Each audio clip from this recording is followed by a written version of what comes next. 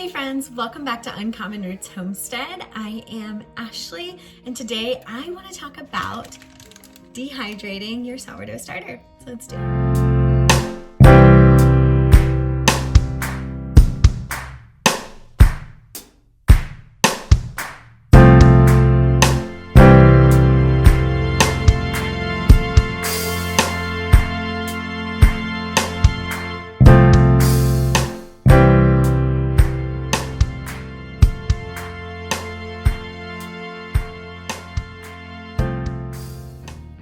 First, coffee.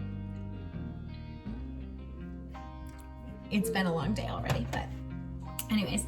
So I want to talk about dehydrating your sourdough starter, why you would want to do that, and then how do you do it. So spoiler, it is super easy to dehydrate your sourdough starter. You don't need any fancy equipment. Today, all I'm going to be using is obviously my sourdough starter, which is active and bubbly. That is important.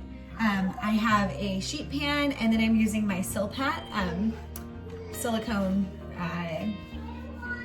baking sheet. And my child is losing her mind, but that's just life. That's all that you need to dehydrate your sourdough starter. And it's really as simple as taking a healthy, active starter. I'll give you a little peek at what mine looks like. I fed it about 12 hours ago, see, nice and bubbly. And then what I'm gonna do is literally dump a portion straight onto this pan. I'm gonna spread it out so that it is thin.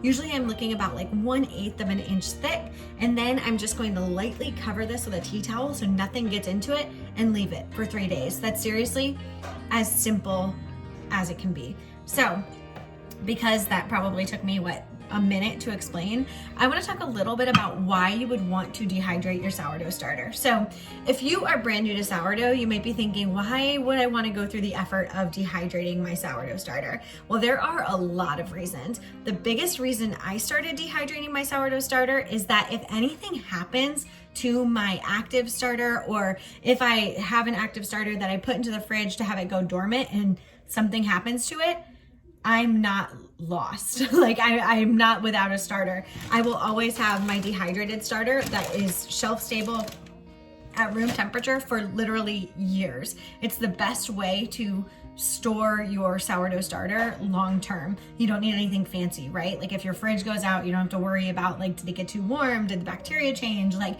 did anything else get into it? You don't have to worry about any of that. Once you dehydrate it, it has gone into a completely dormant mode.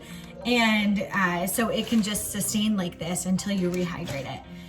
That's the biggest reason to dehydrate your sourdough starter. That's why I did it. A second reason that I started dehydrating my sourdough starter was that it made it a lot easier to share with friends and family. So I have people that message me all the time on Instagram when I'm posting pictures of the bread I'm making. They're like, man, I love your pictures. Like, I wish I could make bread like that, but I don't have access to a sourdough starter. I don't know anybody else who's doing that. And I don't really feel comfortable ordering one online. And those are all valid, right? Like if you don't really understand or know where your sourdough starter is going to come from, like it can be a little intimidating.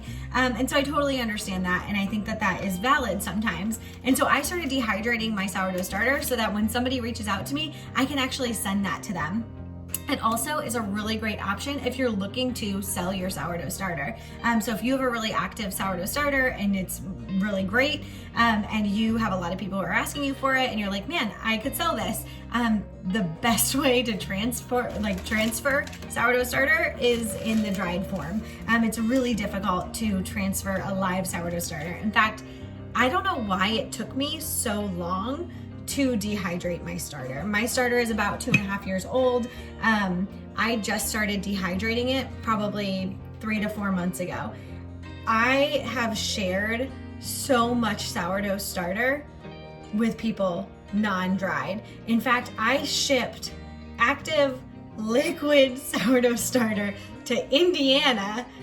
Like, why didn't I dry it? It could have been so much easier. I wouldn't have had to worry about the jar. I wouldn't have had to worry about anything like that. I could have literally put it in an envelope and sent it in the mail. So that's a really great reason to dehydrate your sourdough starter. So if you have sourdough starter, whether or not you plan on sharing it or selling it or whatever, it's really just a great backup plan. Like I was saying before, you never know what's going to happen. I have talked to so many people who are like, oh, I had a sourdough starter. It was 3 years old, and then insert, like, fill in the blank happened and it was horrible, and now I don't have a sourdough starter.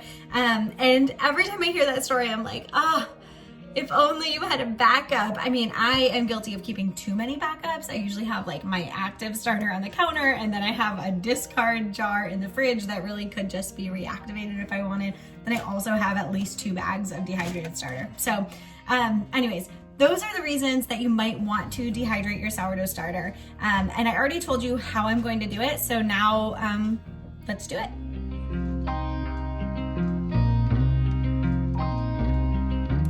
So it's really as easy as that. Literally just take your active starter, spread it onto parchment paper. If you don't have a silicone baking mat, that's totally fine too. You just wanna make sure it's on something that it's gonna be able to kind of come off of easy once it's brittle. And then you're just gonna cover it with a tea towel and like leave it. Usually for me, it's gonna depend on your environment, right? It's gonna depend on if your home is more humid, where you live, things like that. For me, it takes about 72 hours to fully dry out. You just wanna make sure that any dark, like wet spots are gone before you put it into another container. Because if there is any liquid that hasn't dehydrated yet, you're gonna end up with like molding and things like that. So you wanna make sure that that's not the case.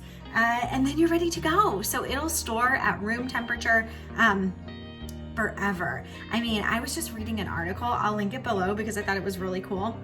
But they just found like 5,000-year-old sourdough starter in an Egyptian tomb, and scientists were able to bake bread with it.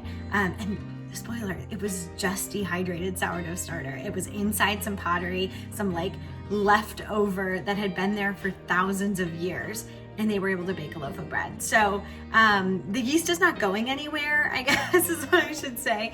And it's really cool. So for me, I am about to start selling my sourdough starter.